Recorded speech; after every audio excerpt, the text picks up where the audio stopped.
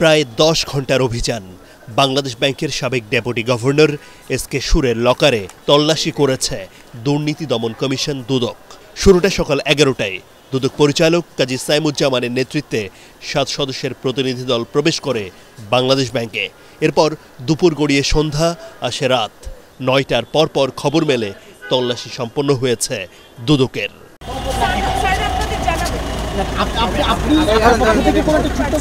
কিছুক্ষণ পর বেরিয়ে আসে দুদকের সেই প্রতিনিধি দল। পরিচালক সাইমুজ্জামান জানান, এসকে সুরের 3টি লকার থেকে 55,000 ইউরো, $1,69,000, এফডিআর এর 70 লাখ টাকা এবং 1 কেজি স্বর্ণ পাওয়া গেছে।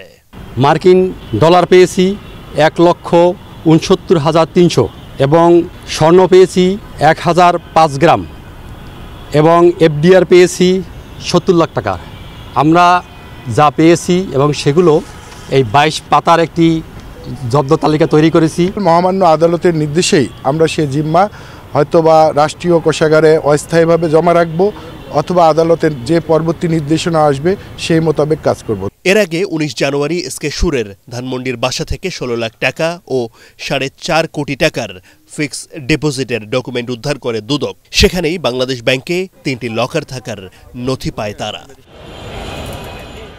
আদ্দিন সজীব, এটিএন বাংলা, ঢাকা।